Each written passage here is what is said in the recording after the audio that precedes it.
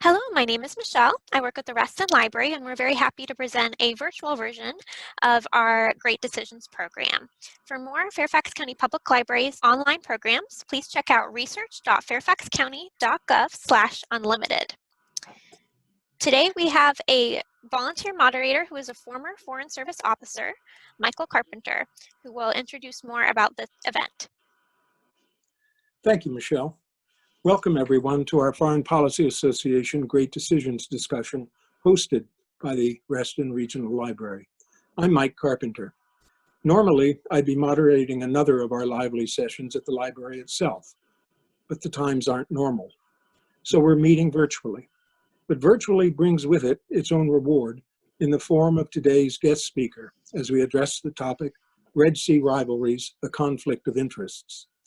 After his opening remarks on the subject, I'll pose your emailed questions to him. Now, on your behalf, I'm honored to welcome Ambassador David Shinn, the author of the article you read and who appeared in the video you viewed.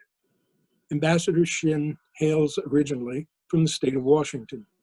He had a distinguished 37-year career in the United States Foreign Service, where, among other postings, he served as Director for East African Affairs, Ambassador to Burkina Faso, and Ambassador to Ethiopia. He holds a doctorate from George Washington University and, since 2001, has been an adjunct professor at the university's Elliott School of International Affairs. He has authored 3 books on Africa and Africa-China relations. A frequent media commentator, he continues to consult with our government on African and Chinese issues and is active in several non-governmental organizations. Ambassador, Professor David, welcome. The floor is yours, sir. Thank you very much, Mike. And you mentioned that I hail from Washington State. Some of our viewers may notice my background. That is Mount Rainier in Washington State, and still have obviously a close attachment to the state. But let's move from the mountains of Washington State to the Red Sea. I don't know of a more dramatic change in climate that one could make, but perhaps the mountain will cool you down as we talk about a hotter topic. And I'm hoping that most of our viewers have in front of them a map of the Red Sea region, because this is a very complex region, not well known, I'm sure, to many of you. A lot of countries, some of which are not well-known countries, and it will just help you to keep everything in perspective if you do have a good Red Sea map nearby. When you look at this region, one is first struck by the fact that it is an area, the sea itself, that is, divides Arabs and Africans. In a sense, the Red Sea can be seen as both a bridge and a barrier. It works both ways, and it can be a bridge in terms of trade, in terms of migration back and forth. It can be a barrier in terms of different cultures, different languages, different thoughts and ideas, and a different way of viewing the world. Most importantly, the Red Sea and its 2 individual choke points, the Suez Canal in the north and the Straits of Bab el-Mandeb in the south, make the Red Sea one giant choke point. And this is important in terms of looking at the region today and how it plays into issues of conflict. I should also point out that about 9% of global trade goes through the Red Sea. That's a pretty impressive amount when you stop to think about it. That's more than twice the percentage that goes through the Panama Canal, for example. This is a critical region for commerce, particularly for the European countries and for the Asian countries, China especially, but also Japan, South Korea, some of the others that are not quite as major trading partners as China is. But they all depend very heavily for both their exports and their imports, particularly going between Europe and Asia. It's a region with many problems. It has major economic inequality. There are fairly frequent civil wars taking place somewhere in the region. You have ethnic conflict in a number of the countries, including some ethnic conflict going on today. There is interstate conflict from time to time. In fact, it tends to be fairly regular. There are issues of terrorism in a number of these states on both sides of the Red Sea. There was a serious issue of piracy, mainly coming out of Somalia. That's largely under control now. You also have a lot of smuggling of arms, people, some narcotics. So it's an area that has more than its share of potential reasons for conflict. Let me turn first to a couple of the major regional issues in the Red Sea arena. And the first one would be the struggle between Iran on the one hand and Saudi Arabia and the United Arab Emirates on the other. At least they're the two leaders of the anti-Iranian component of the countries of this area. And Saudi Arabia and the UAE working together have been fairly successful in driving Iranian interests out of the Horn of Africa area. Iran at one time had fairly significant relations with several countries in the Horn of Africa. The combined efforts of Saudi Arabia and UAE have largely ended that. However, I would be the first to suggest that this will not always be the case. You will have an occasion one day when Iran will be back in the Horn of Africa, just as it is very much engaged in Yemen today. And I will say a bit more about that now, because Yemen has become a touchstone for conflict between Saudi Arabia and the UAE on the one hand versus Iran on the other. It's a proxy war of sorts. And it has been underway for years now with still no real end in sight.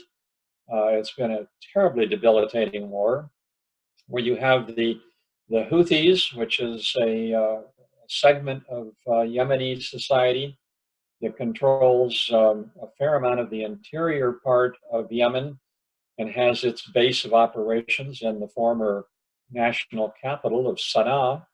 And then you have Aden, or the southern part of Yemen, which has two different factions. One is the former national government, which has moved from Sana'a to Aden, but it is also opposed by another group called the Southern Council, which is also located in Aden, and which seems to want secession from the rest of Yemen. So you've got Iran and Saudi Arabia and the UAE playing in a major way in the Yemeni crisis. I must say that the US has also been involved in that in the past, still is to some extent. And that further complicates the situation in the peninsula. As I emphasized, Iran's position today is particularly weak, in spite of their efforts to cause all kinds of problems for Saudi Arabia, both in Yemen and in Saudi Arabia itself, with bombings of oil refineries, for example. Now Iran is particularly under siege with the coronavirus, which seems to have impacted it more than other countries in the region. But watch this space. This is not a permanent feature. Another major division in the area, regional division, is the one that links Turkey and Qatar against Saudi Arabia and the United Arab Emirates. So these are sort of wheels within wheels. In the case of this division, it tends to be more ideologically based, where Turkey and Qatar are more sympathetic to the goals of organizations like the Muslim Brotherhood, whereas Saudi Arabia and the UAE are not. So you have sort of an active Cold War underway today between Turkey and Qatar on the one hand, and Saudi Arabia and the UAE on the other. And as all of this is going on in the area, you have major political change underway in Ethiopia on the one hand and Sudan on the other, for somewhat different reasons, although in this case, the change that is underway tends to be positive, and that it's movement towards more democratic forms of government in both countries. But with change come a lot of challenges, and I'll come back to that later, but there clearly are challenges in both Sudan and Ethiopia today. Turning to global competition in the Red Sea arena, most outside powers are concerned with freedom of navigation through Bab el-Mandeb, the Red Sea, and the Suez Canal. In the first instance, that is their primary interest. They have other interests in the area, but above all else, it is freedom of navigation. Now, for most countries, it's freedom of navigation for commerce. The exceptions to that are perhaps the United States, maybe Turkey, maybe Russia, that have a larger military interest in the wider Mediterranean Indian Ocean region, which means going through the Red Sea, then they do have commercial interests. But the Asian country, most of the Asian countries and the European countries are focused on getting their commerce through the Red Sea and the Suez Canal. But there's been a proliferation of military bases in the region, somewhat more so on the Persian Gulf side than in the Red Sea part of the peninsula. But even in the Red Sea, with a focus on Djibouti, you now have military bases there, long-standing one by France, joined early this century by the United States, and then joined a number of years later by China, Japan, Germany, Spain, and Italy. The bases by France, the United States, and China are by far the largest. The European countries have relatively small military facilities there. But it does complicate the situation. And then you had Russia that tried to put a base into Djibouti also, was effectively told that no, we're all full up, no more room in the inn, and they were not allowed to. But they're looking around for the possibility of a base somewhere else in the Red Sea area. The biggest concern for the United States in terms of these bases is, of course, the Chinese base in Djibouti, because the United States isn't quite sure what the ultimate goal is here. So far, it's been pretty benign, and China has justified the base by saying that it is to support its continuing anti-piracy efforts in the Gulf of Aden, which it is doing, to be available for evacuations of Chinese nationals in the region, which it did from Yemen in 2015, to support Chinese contributions to UN peacekeeping operations in Sudan and South Sudan. I'm not sure how useful the Djibouti operation is for supporting peacekeeping in Sudan and South Sudan, but it presumably has played some role in that regard. And that seems to be the major interest for the moment, for China's base in Djibouti. But the interest or the issue of greater concern is, what is the long-term goal? And I would suggest that it is certainly associated with China becoming a global naval power. And to do that, you do have to have facilities scattered somewhere around the world in order to provide support for your naval vessels. You can't do all of it by simply depending upon the goodwill of coastal countries to allow your ships to come in. So I would suggest that there may very well be additional naval facilities that China sets up around the Mediterranean and eventually around Africa, certainly along the northern rim of the Indian Ocean. You're seeing Chinese naval ships more frequently in African ports and Mediterranean ports. Oftentimes these are ships that take part in the anti-piracy operation that then continue on after they're finished with their anti-piracy efforts and make sort of flag-raising port calls in the wider area. The Red Sea region is important to China because it is central to the success of China's Belt and Road Initiative, which is Xi Jinping's premier foreign policy. Of all the outside powers in the region, the United States has by far the strongest military presence in the region. Most of that is in the Persian Gulf, Indian Ocean area, not so much in the Red Sea area itself, but even in the Red Sea, the United States can project a lot of military power quickly. The entry of China has changed the equation and caused countries like India and Japan to become more concerned with what is going on there. Hence, you have the Japanese military base in Djibouti today. Now, I've talked mainly about conflict or potential conflict that all of this can cause and has already caused. And then the question becomes, well, gee, aren't there some areas for global cooperation, regional cooperation in the area? And the answer is yes, there are, and there have been in the past. The situation is not all negative.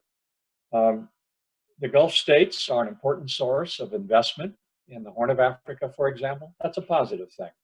I'm not aware of any Gulf state investment in the Horn of Africa that I would deem negative. There have been a couple of things, a couple of projects that have been called land grabs that perhaps you can argue about, but even those you need to look at very carefully, and they too usually have some positive elements to them.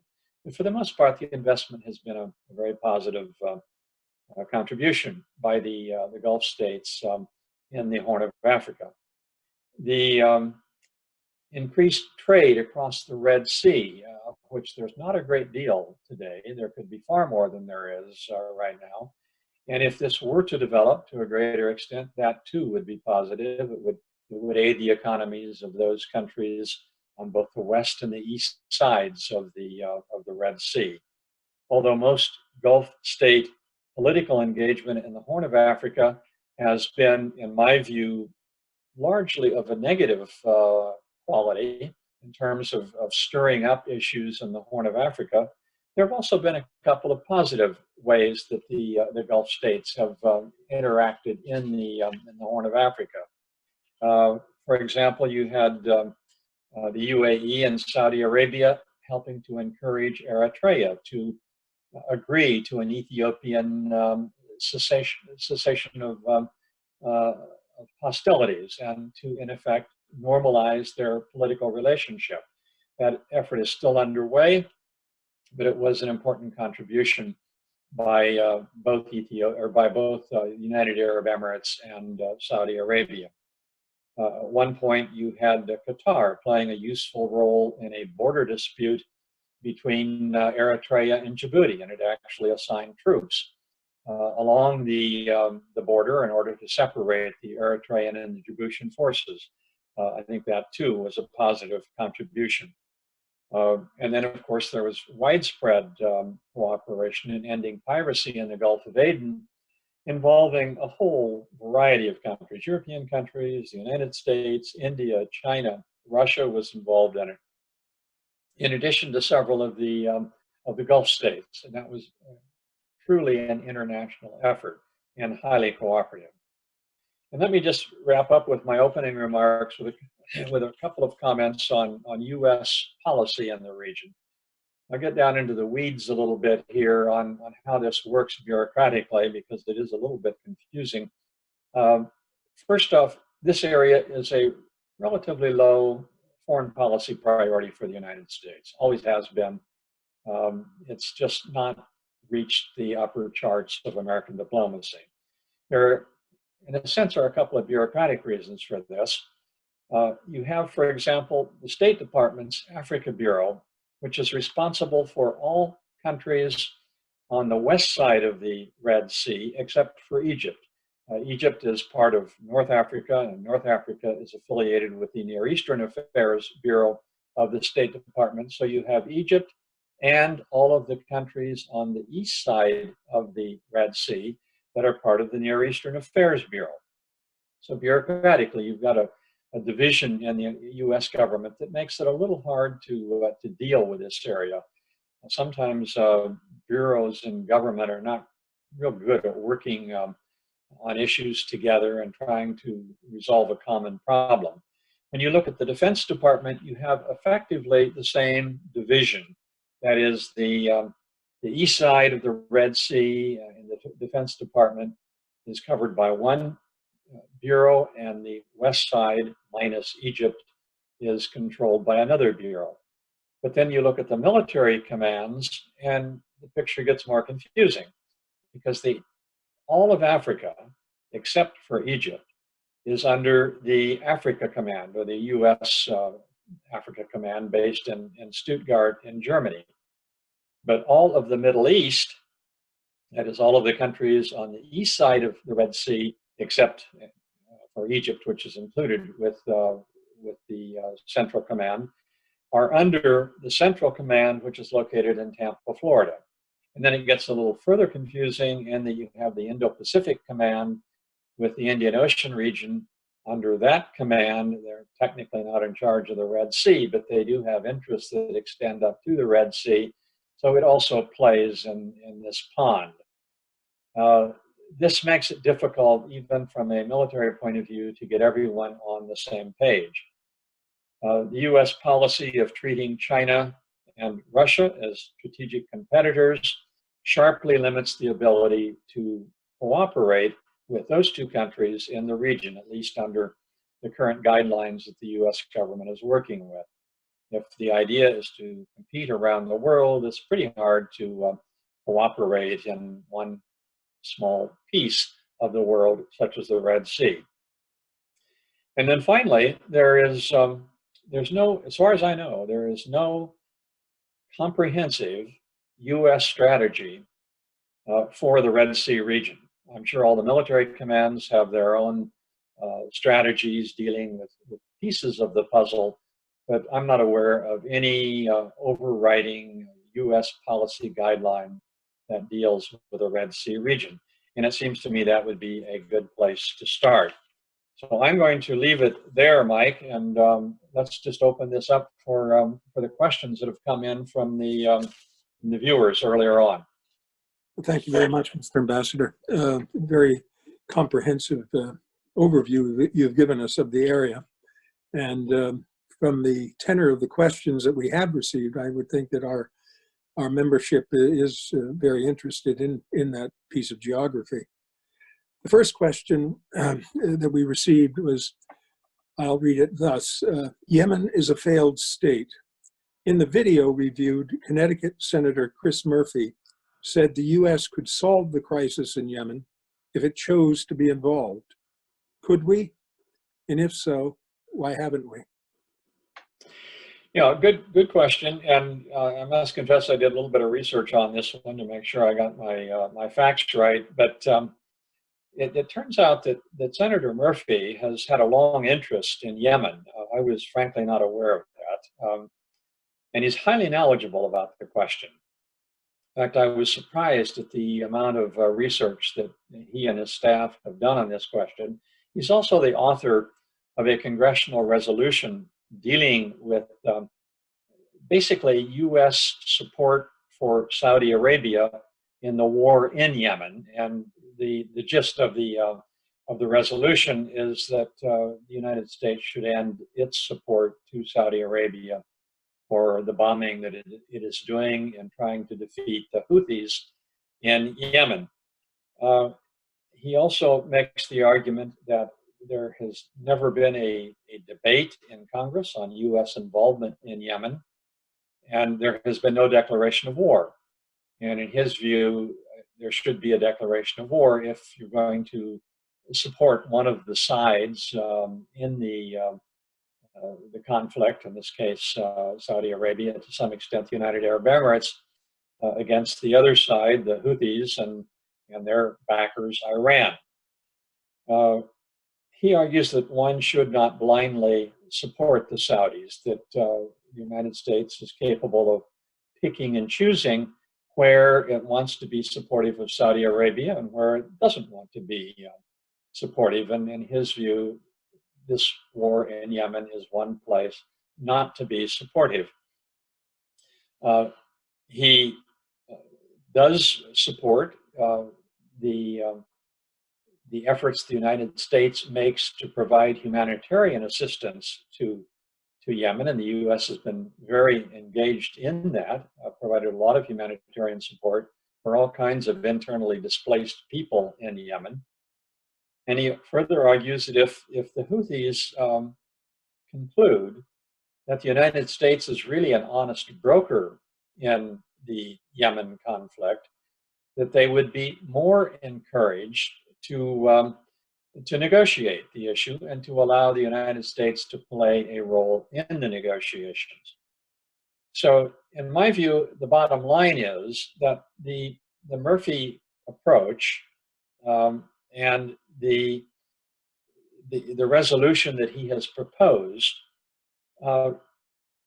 probably does not solve the crisis. I think that's maybe a bridge too far with this particular effort, but certainly it is a valid approach and it is a step in the right direction. He makes one other point that I think is very important. Some people point out that if we end our support for Saudi Arabia and the United Arab Emirates in Yemen, that then will end any attempt by the United States to combat both Al-Qaeda and the Islamic State in Yemen. And they both do have operations in Yemen. But his resolution makes an exception for that and says, no, that should continue, that the United States should have every right and does have every right to combat Al-Qaeda and the Islamic State in Yemen to the extent they're still operating there. So that's kind of how I see this. That's a long answer to a short question, but it's an important one. And the whole Yemen situation is undergoing change. As we talk here today, most recently was earlier today, I was reading that the Southern Council in Aden, this group that seems to want to secede from the rest of Yemen, claims that it now has control of all of Aden, all of the city of Aden. And I don't know whether that's accurate or not, but that certainly will complicate matters in that the United States has been supportive of the former national government, which has been physically located in the city of Aden. But it's not clear to me now whether they are still there or whether they have been pushed out or where things stand. But the Yemen situation just gets more and more complicated as time goes on. And finally, I would add, in the case, as long as we're on Yemen, that the United Arab Emirates has really pulled back from its engagement in Yemen. It was very much involved with troops in Yemen. I visited Aden about a year ago, a little less than a year ago, and it was basically hosted by the UAE forces there, and they were very visible, very active, very engaged in Aden at the time. But they also made it very clear they were in the process of pulling out, and they have done that to a much greater extent since my visit there. If at all, they've urged Saudi Arabia to pull back on its efforts? No, Saudi Arabia seems, as far as I can tell, not to have pulled back. I would assume that it's getting more complicated for Saudi Arabia with the UAE pulling back. But the UAE is very closely allied with this the Southern Council that I just mentioned. And Southern Council has a great deal of ability on its own to control Aden. They may not even need the UAE there anymore. What Saudi Arabia is doing is still relying on a force, among others, of somewhere between 8,000 and 12,000 Sudanese troops in Yemen. And that's a whole other story, of course, but they have not left, and they're very much allied with Saudi Arabia. They're basically being paid, effectively, they're mercenaries that are operating on behalf of the Saudi government in Yemen. And to the best of my knowledge, they're not pulling out, they're continuing. Do you hold out much hope for the resolution that Senator Murphy has advanced? No, I've heard almost nothing about it in the past year. It seems to have, it's sitting there. Keep in mind that Senator Murphy is a Democrat, and he's, I think, coming at this from a more liberal point of view. It doesn't, I don't know where the support, if any, is on the Republican side, but it may be that that's why it has not moved anywhere. because it's essentially seen as a democratic resolution. But as we all know, the U.S. Senate's been a little preoccupied of late with things like Ukraine and coronavirus and what have you. So I can't imagine that much of anything else is moving. Our support for Saudi Arabia is largely through arms sales and, I guess, intelligence and in-flight refueling, things of that nature, was it not? Yeah, that's my understanding, and also the provision of certain kinds of military equipment that is used in the conflict in Yemen. Correct. Sad situation, only to be compounded by the coronavirus, no doubt. Excuse me. In the video as well, a representative from the Quincy Institute, Trita Parsi, stated that the U.S. has been a, quote, reluctant hegemon, unquote, in the area, and advised that we not get more deeply involved, as we would only further contribute to regional instability, especially by taking sides. Do you agree with that? Well, I think you have to divide what kind of involvement you're talking about. If you're talking about the really wider region, that is, you're bringing Afghanistan and Iraq into it, obviously we've been deeply involved militarily for a long period of time. We also have far greater military assets in the Persian Gulf area than we do in the Red Sea area. If you confine the remark specifically to the Red Sea area, I've just mentioned the indirect involvement the United States has had in Yemen in supporting Saudi Arabia. That's true, and I would my own personal view on that is that we probably are better to get out of that militarily than to remain with it.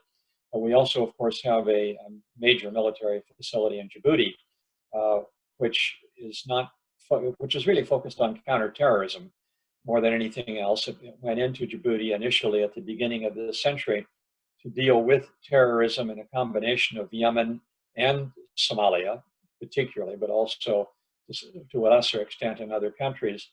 And I think that's perfectly appropriate. I have no problem with that.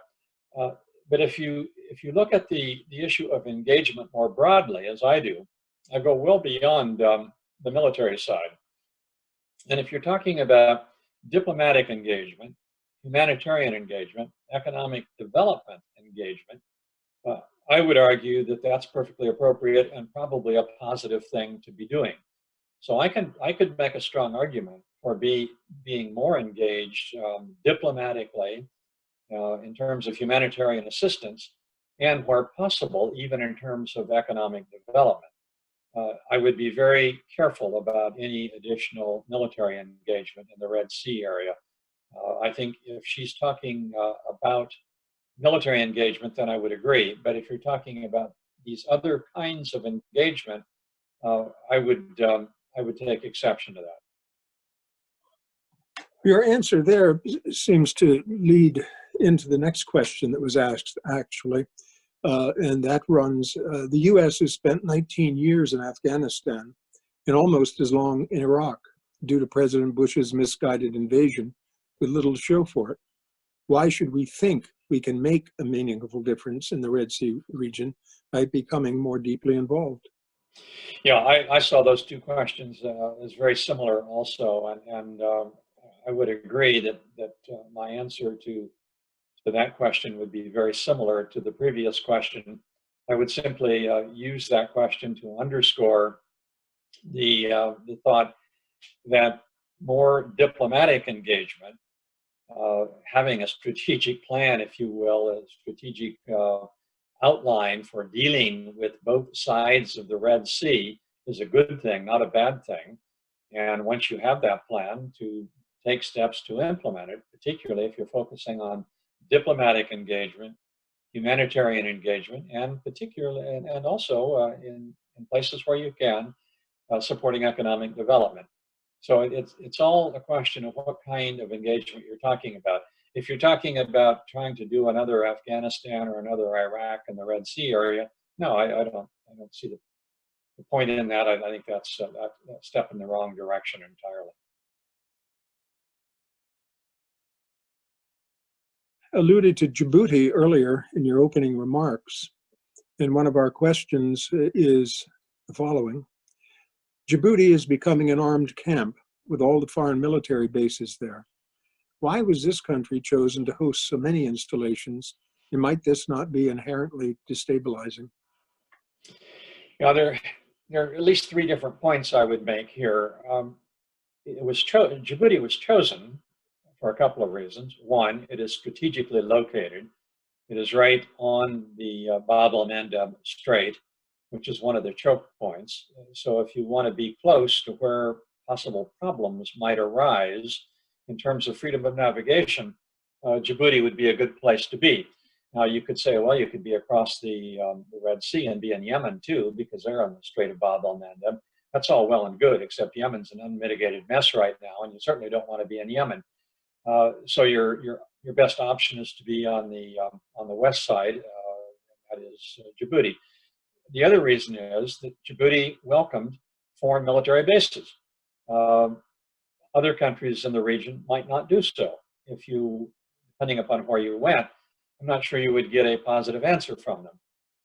Djibouti doesn't really have anything other than a lot of sand and a strategic position. They have a lot of salt also. A lot of their land is below sea level, so they have enormous quantities of salt.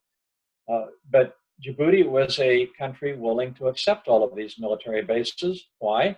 Because it makes good money. I mean, this is foreign exchange for Djibouti, and for a little country like Djibouti, it all adds up. It adds up quickly. Now, in terms of stability in the area, if you look just at stability for Djibouti, I would make the argument that it actually increases Djibouti's political stability. With all of these bases in this little tiny country, who on the outside would have any interest in attacking the place, knowing that they would stir up a hornet's nest of foreign engagement, foreign actors, they wouldn't want to get anywhere near Djibouti, in my view. And even if you look at internal dissidents in Djibouti, and in the past there has been significant internal disagreement, my guess is that any internal forces that oppose the current government, looking at all of those military bases and saying, this is in the too hard box. Let's just not mess around, because we don't know what these military base people are going to do. Are they going to support the government, which just welcome them to Djibouti and operate against us? Let's just, we'll do something else for the time being. So I would argue that in the case of Djiboutian stability, it's probably a stabilizing factor. The more important question is, what does it do in terms of regional stability? And here the outcome is less clear. You, I think, could make an argument that it does create or could create some additional regional instability. And particularly if you had a sharp downturn in relations between, for example, the United States and China, both of whom have a base in Djibouti, that strikes me as being inherently destabilizing on a regional basis. We're not at that point in terms of our relationship with China, and hopefully we won't ever get there. But that would be a potential destabilizing element, or it might involve some of the other players in Djibouti that could lead to some destabilization because they're both located with their military bases in the country. Quick add-on question. One doesn't really hear much about Djibouti other than for the military bases that are there. What is their government like? What sort of government? How stable is it? Well, it's a stable government. It's an elected government. The current president has been in power, I've forgotten the precise number of years, but it's more than 8 years, well over 8 years, and there's no indication that he has any intention to leave. So it is an elected government, but there isn't much permitted by way of political opposition. So he can pretty much guarantee that whatever kind of election is held, he's likely to win the way it's organized at the present time. But for the moment, and in recent years, stability has not been a problem in Djibouti. radical Islamic groups don't have much of a foothold there. No, they do not. There have been, every so often you'll have some sort of minor terrorist bombing attempt, but it's never been a big deal, and it doesn't seem to have much local support whatsoever. On to our next question. China says their military base in Djibouti is only the first of many more to come in Africa. That sounds quite ominous. How should the U.S. react? Well, first I want to put the question in perspective, and also maybe try to clarify the premise of the question. The United States has around the world somewhere in the vicinity of 800 military installations. Now, that includes little tiny radar sites and everything else. These are not big military bases, but it probably has about 100 military bases, would qualify as a military base. For China, this is its first and only military base outside of China. That is new and different for China, but it puts it in a totally different league than, say, where the United States is today. And it's important to understand that, just to sort of put this in perspective. As far as China having additional military bases, I think they will have additional bases. I'm not aware that any Chinese official has said that is their intention. And I think the question implies that some senior official has announced that there will be more Chinese military bases. And if that is so, I haven't seen it. But that's probably neither here nor there. I think in all likelihood, there will be additional Chinese military bases in the Indian Ocean region and extending beyond. So in that sense, the question is a valid one. And it is one that the United States needs to watch closely. The activities of China in Djibouti so far have been what I would describe as benign for the most part. There's one incident involving the use of lasers against American pilots who were flying into Djibouti, and the lasers presumably were coming from the Chinese base at Djibouti. That was rather nasty, but that, as far as I know, that was the only sort of hostile action that has come out of that military.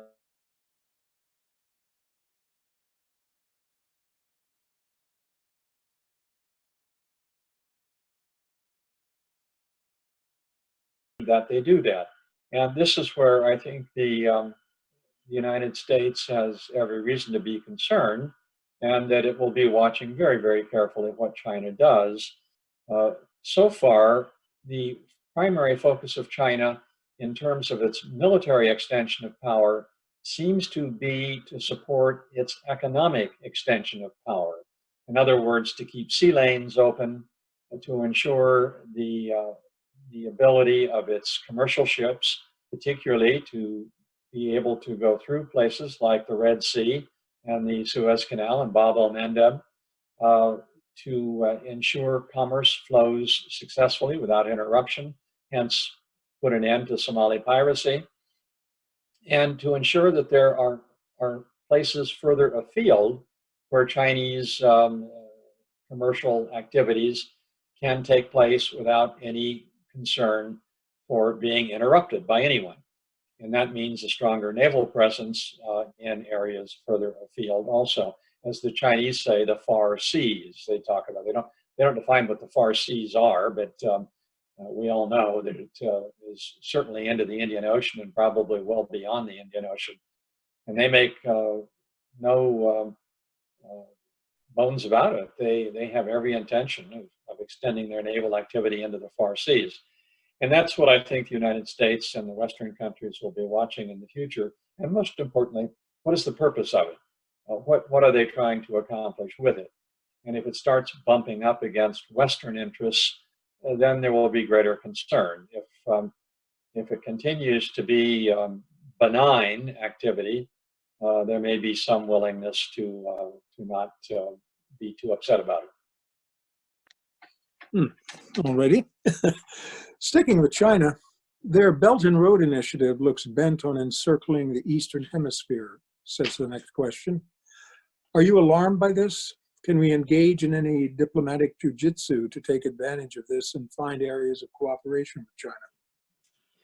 Yeah, actually, the Belt and Road Initiative, is, as far as I can tell, is essentially China's foreign economic policy today. This is Xi Jinping's primary foreign policy initiative. It's called Belt and Road, but it goes well beyond what was originally initiated as the Belt and Road. It even includes the Arctic, and it's extended to Latin America. It's the world for all practical purposes. And the Suez Canal and Red Sea have become an important part of the maritime component of it. Most of the Belt and Road for the time being is still a land initiative that goes across Central Asia to Europe. And that's where most of the emphasis is. But to the extent there's an emphasis on the maritime component, it does go through the Indian Ocean, the Red Sea, and into the Mediterranean, hooking up with Europe that way. It tends to be an economically focused initiative, not a security or military one. And it's also not been a totally smooth proposal, the way it's developed so far. There have been hiccups along the way. There are some questions about ability to finance some very grandiose initiatives. The coronavirus has raised some questions about the extent to which China can pursue the vision as it was originally announced and then has been supplemented in subsequent years. It's also a question as to whether the Belt and Road Initiative morphs into China's security policy. And if it does become more security focused, it's obviously going to raise greater concerns for countries like the United States. But having said all of that, there are, I think, reasons why the United States should still look for areas of cooperation, even with the Trump administration policy of competition with China. It's very hard to do this in the current environment. I'm not very optimistic it can be done right now. But there was, after all, cooperation between China and the United States in the anti-piracy operation in the Gulf of Aden. We also have a common goal of ensuring freedom of navigation in all parts of the world, and particularly through the Red Sea area. So I don't rule out the possibility of some cooperative action if we pick and choose very carefully. But whether that can be done over the din of the broader concerns that the United States seems to have with China these days remains to be seen. And obviously, those concerns will overrule anything that happens in the Red Sea area. Red Sea will be fairly minor as compared to the broader China-America relationship. I imagine our cooperation would largely be in the humanitarian or medical area, perhaps, not so much infrastructure, or perhaps infrastructure as well. Well, another area where we have cooperated in the past is UN peacekeeping operations in Africa, which is very much security related because we both have an interest in political stability in Africa. These have not been major cooperative efforts, but they've been fairly minor, but they've happened, and they could continue. There could be additional reasons for cooperating with China on peacekeeping operations in Africa or elsewhere. There's been some relatively modest cooperation in the health sector.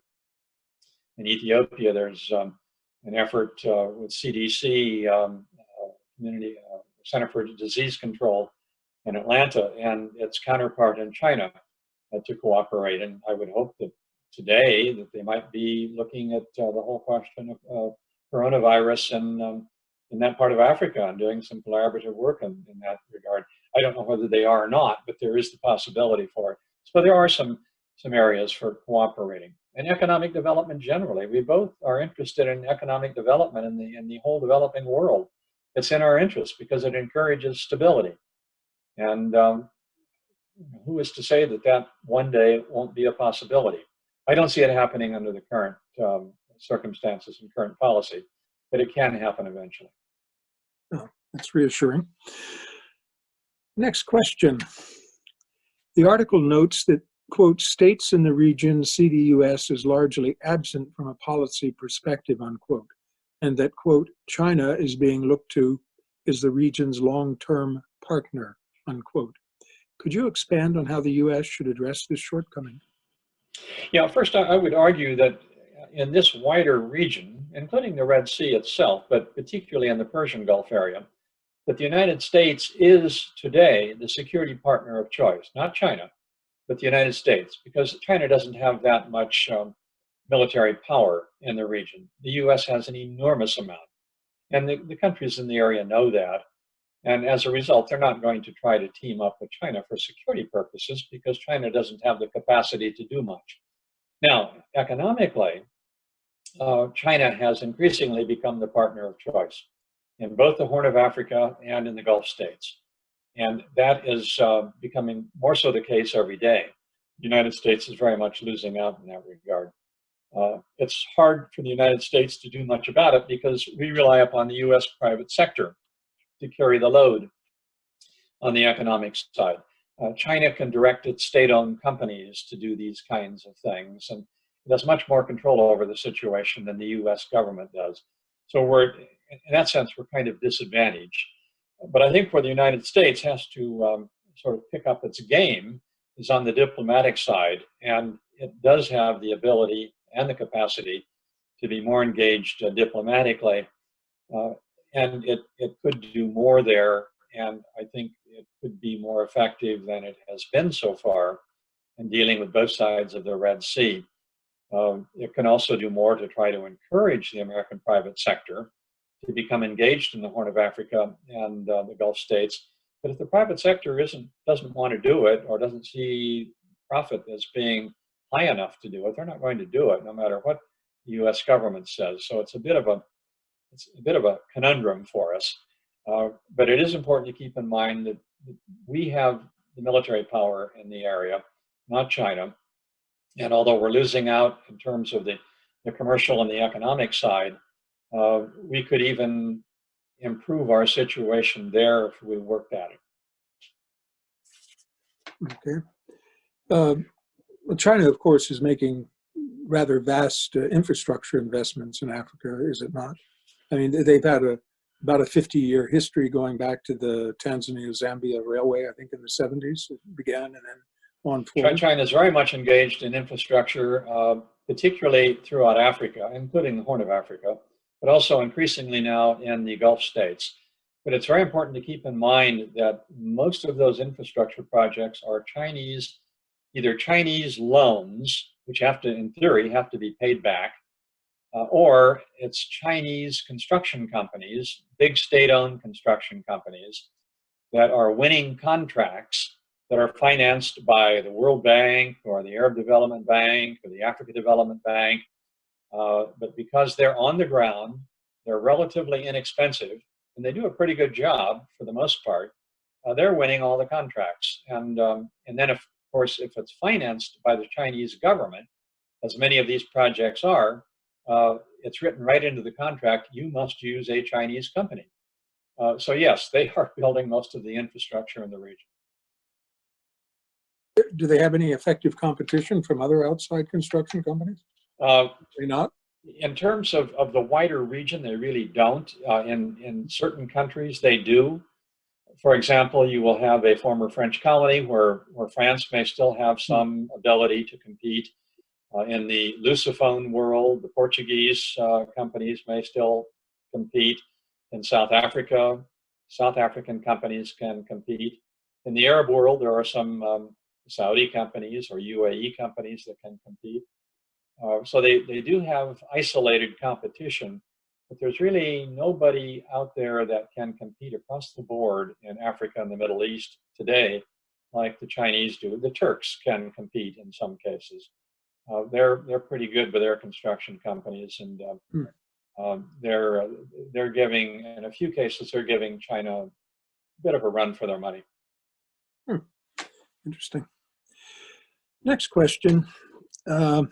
You said in the video that the U.S. is supporting authoritarian regimes on both sides of the Red Sea, and this is not what we should be doing, how do we effectively pursue an alternative? You know, I may have created a problem for myself in stating that, because to some extent, there's no way around the dilemma. There are a few things you can do in egregious situations, but by and large, you play the hand you're dealt. And in this part of the world, the hand you're dealt is quite a bit of authoritarianism in the region. I would argue that the United States could do more than it has done in terms of encouraging change in some of those authoritarian regimes, but that's limited. There's only so much you can do in that regard. And I would also point out that there has actually been some positive change in the past year or so in both Sudan and Ethiopia, two of the countries that we're talking about. The actual change in government had nothing to do with the United States. That was all done internally. But once these governments did change, the United States has supported the democratic efforts in both Sudan and Ethiopia to carry on. And for the moment, they are carrying on with difficulties, but they're carrying on. All right, well, continue to play the hand we're dealt, I guess, as you say. The September 2019 attack on Saudi Arabia's oil facilities exposed the vulnerability of the country's dominant economics sector. The U.S. dispatched troops as a show of support. With all of Saudi Arabia's wealth and military might, why can't they defend themselves? Yeah, I think here I'd focus more on sort of clarification of what the U.S. has and has not done. I agree. I think Saudi Arabia can and should defend itself from a ground attack coming from any country in the region, including Iran, should there be one. But on the other hand, no one seems to have found the answer to drone and missile attacks. These have become very, very difficult to cope with by any country. And my understanding is that in the case of Saudi Arabia, after these attacks on the oil refineries, the United States sent several hundred troops to Saudi Arabia to beef up their air defenses. And I assume these were sort of technical personnel, and they clearly were not ground troops. These are folks with special expertise. And I doubt that they would have any role in any kind of ground attack on Saudi Arabia. So I think that kind of support is appropriate and probably in the interest of the United States. Saudi Arabia would have its own capability to protect itself from those kinds of missile or drone attacks? I'm not an expert on air defense, but my understanding is we provided the equipment. We sold them the equipment. And since we made it, we probably are in a better position to try to tweak it or do whatever has to be done with it to make it more effective than it already is. And I suspect we're simply better at that than the Saudis are.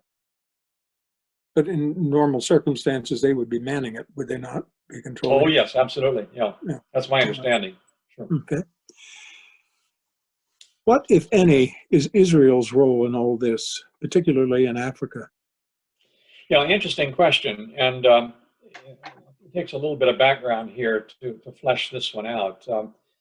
Israel has been surprisingly absent from sub-Saharan Africa for many years. Until they used to be very active in Africa. If you go back into the Cold War days, for example, Israel was all over the place in Africa. But they were very inactive for at least 10 years, maybe more, until 2016, when Prime Minister Netanyahu was the first Israeli prime minister to visit Africa in more than a decade. And he went to Uganda, Kenya, Rwanda, and Ethiopia on a trip in 2016. The following year, he was the first non-African leader to speak at the Economic Community of West African States Summit in Liberia, where he made the declaration, quote, "Israel is coming back to Africa," unquote. Big deal.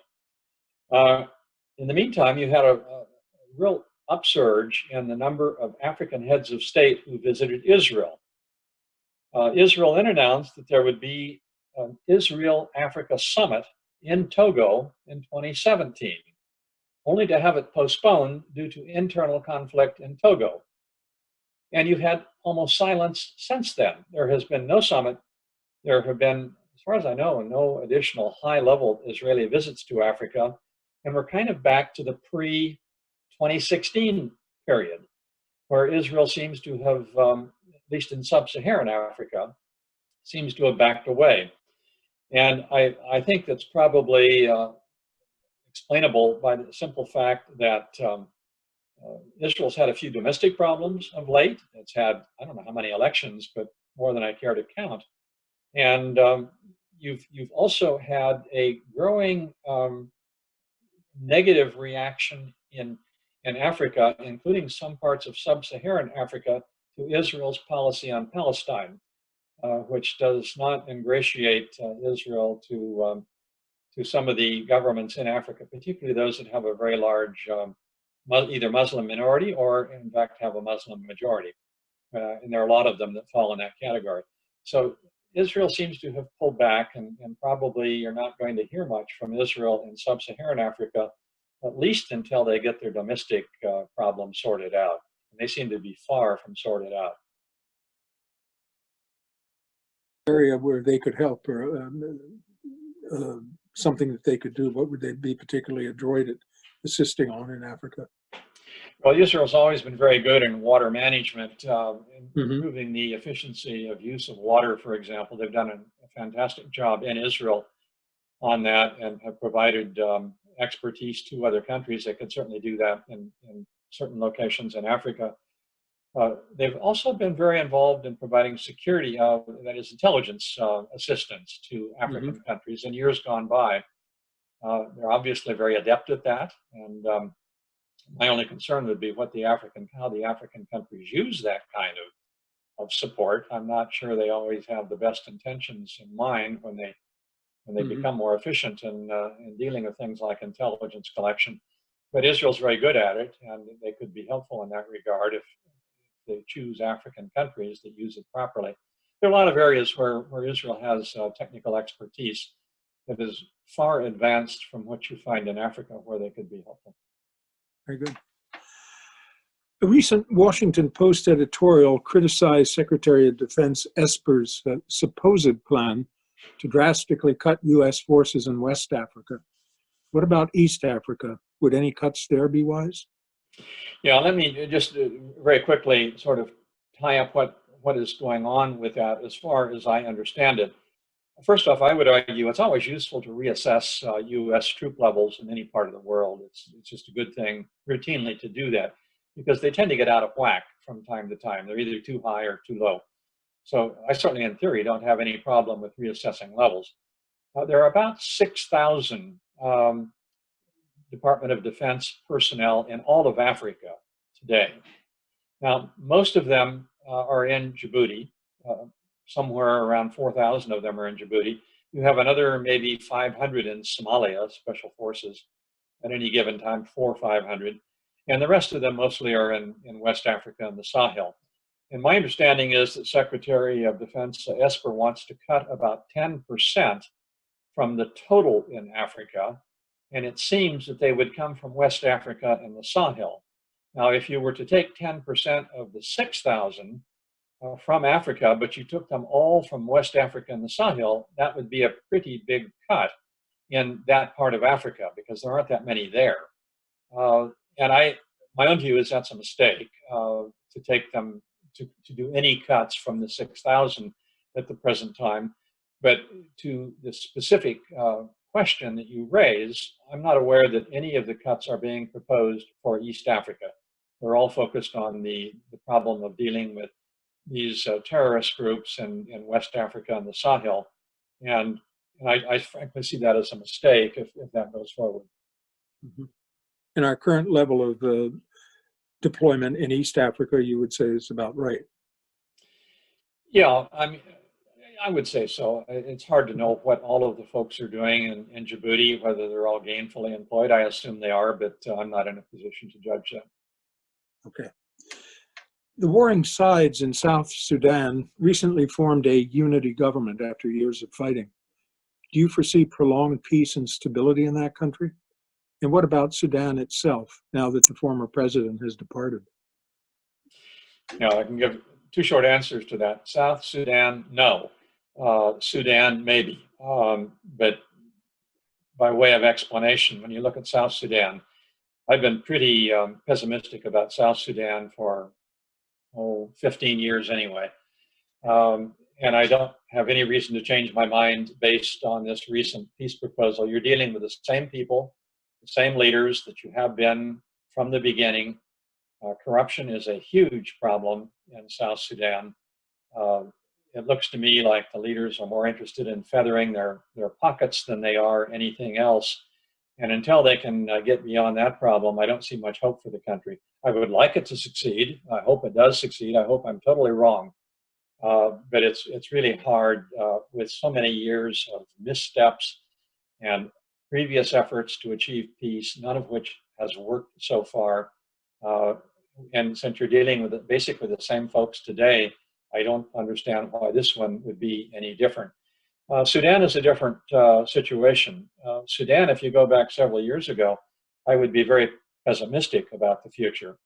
With the new government in Sudan, it's much easier to be optimistic, although it's facing huge challenges. The current governmental arrangement is a combination military-civilian, with the civilians sort of being in charge of policy, except for security, and with the military being in charge, totally in charge of security. And the military itself is divided. You have the Sudanese army on the one hand, which I think could be persuaded to stand down at the end of this this sort of joint government after 3 years. But you also have another group called the Rapid Support Forces, which is effectively an independent militia that operates on forces that come from Darfur area, that has its own leader and has its own agenda. And it's just not clear what that Rapid Support Forces has in mind for the future. And that is a very worrisome element. These are the same forces, by the way, that are operating in Yemen as working with the Saudi Arabian government. They come from the Rapid Support Forces. So it's also a problem with huge economic problems, overwhelming debt, an economy that's been shattered, but with an awful lot of goodwill by civil society and the current civilian government to make it work and to try to make it more democratic. So in this case, I wish them the best. You do have new players involved, and new players who are solid citizens, and I think do have a possibility of bringing it all together. But it's there are some big wild cards still out there. Okay. Next question, getting back to Ethiopia, an area you doubtless know very well. Ethiopia's new leader seems to be reform-minded, yet you note there is much social unrest boiling over. How do you rate the chances for meaningful, lasting change? Well, first, it's important to point out that there already has been some significant change that has taken place in Ethiopia since the advent of this new government, the Abiy Ahmed government. I think the prospects are pretty good for additional positive democratic change. But Prime Minister Abiy Ahmed is performing a very delicate dance at the moment in trying to make this democratic change on the one hand, which I think most Ethiopians want, but doing it in a way that is, one, not too fast and does not try to do too much at the same time. And that is the concern, I believe, of a lot of Ethiopians, that you have to be careful in how you proceed with the amount of change that he has in mind. I think already there's been some pushback in the country where perhaps he's tried to move too quickly, and it has resulted in some problems that I'm sure he wished he didn't have to confront. But nevertheless, I remain fairly optimistic that he can make this work, and if he does pull it off, then he will truly have been deserving of his Nobel Peace Prize. Indeed. The fact that various Arab states are supporting different factions in Somalia is emblematic of the quagmire this region is. How can the U.S. sort this out? The short answer is it can't. This is such a mess that I don't see any realistic way that the United States alone can resolve these problems. They're wheels within wheels with very complicated historical backgrounds, and I don't think the United States has either the interest or the ability to sort it out. Having said that, I think the United States needs to work closely with the Gulf states, particularly Saudi Arabia, United Arab Emirates, Qatar, and explain to them and others in the Gulf who are not so much involved in the Horn of Africa how some of their actions are actually worsening the situation in Somalia, and to lean on them a bit, to back off, to do things that are more constructive in the long-term interest of the countries of the Horn of Africa in general and Somalia in particular. And if the Gulf states would take a more constructive approach to Somalia, I think everyone would be the better for it in the long run.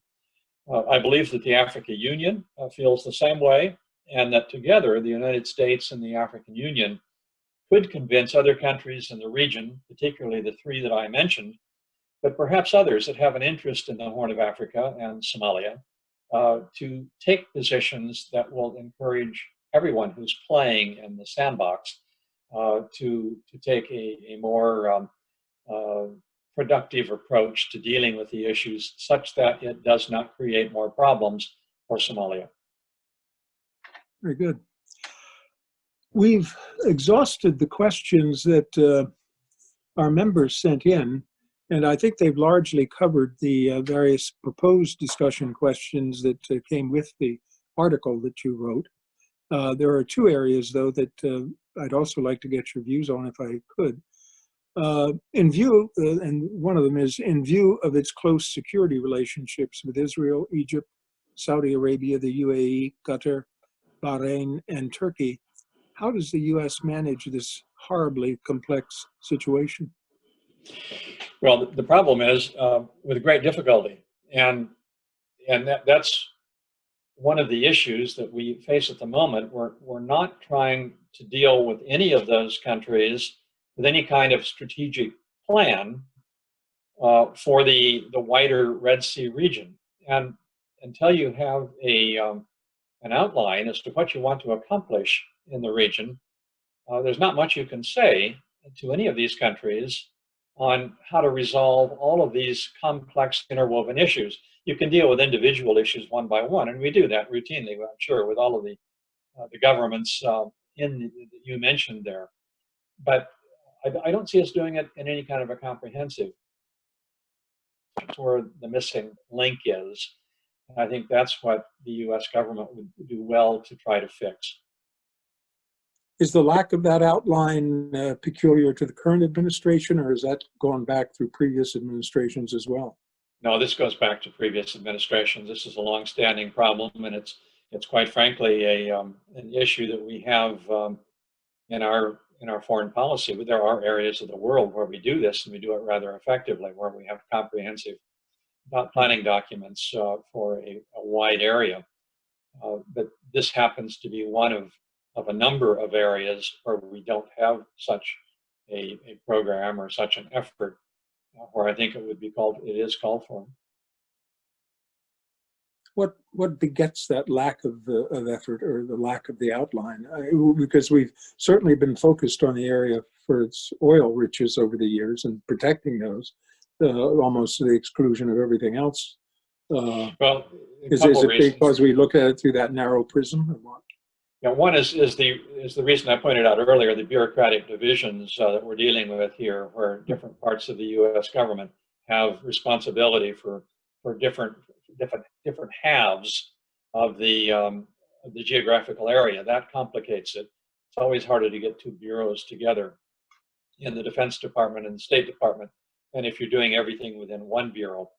But the other reason is that particularly the Horn of Africa has never risen that high on the U.S. foreign policy priority list. The Gulf states have been higher traditionally, and even the Horn of Africa has been higher in terms of Africa policy than most of the rest of Africa, but that still doesn't bring it up very high. So it just hasn't risen to the level of attention that you need in a place like the National Security Council or the White House to get anyone motivated to do anything about it.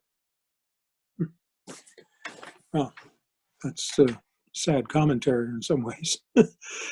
We're about to let you go, Mr. Ambassador, with just one final question. And that is, what is the threat to the future of the only permanent U.S. military base in Africa at Djibouti? How can the U.S. minimize any potential threat? It sort of depends how you define threat here. I don't see any likelihood of being asked to leave Djibouti by the current government in Djibouti. So as long as that government is present, and as long as we pay the bill, which we're quite prepared to do, I see it going forward without any particular problem. And for that matter, I don't really see any likelihood that a government like China would want to use up a chip, assuming that China had enough influence over Djibouti to use the chip, and I don't think they do, but for the sake of argument, let's assume that they do have enough power over the government of Djibouti that they would urge Djibouti to push the United States out. I'm not sure that that would be in China's interest. That would certainly indicate to the United States that we have a very different relationship than we thought we had, and would raise a red flag, literally a red flag, throughout the U.S. government that we have a very rapidly deteriorating relationship with China. And I don't think China would find it in its interest to use Djibouti for that purpose, even assuming that it could, and I doubt that it can. So I think we're in Djibouti for essentially as long as we want to stay, so long as the current government remains in power, and even with a change of government. There's no particular reason to believe that it would want to invite the United States out, or any of the other bases for that matter, because it's a good source of income. Very well said. Sir, I can't tell you how grateful we are. You've given us well over an hour of your time to discuss the article that you wrote, and you provided many more trenchant insights into the area and have expanded our knowledge. We're very, very grateful for your time today. And on behalf of all of our Great Decision members here in Reston, and on behalf of the library too, I'd like to thank you very much. Well, thank you, Michael, for hosting this and taking your time to do so. I've enjoyed doing it, and I hope the viewers benefit from it. I'd like to thank Michelle at the Reston Library for organizing all of this. I think she did a very professional job of it, and it looks like this is going to be a way of life for the coming months, either this or nothing. So I'm doing a number of these things over the next several days, not Great Decisions, but other projects, all by video. Maybe by the time I'm done, I'll actually know how to do this sort of thing. But for the time being, we're all in learning on the job mode. So thank you again for your time. I don't know. It's our pleasure. All the best, sir. Stay well.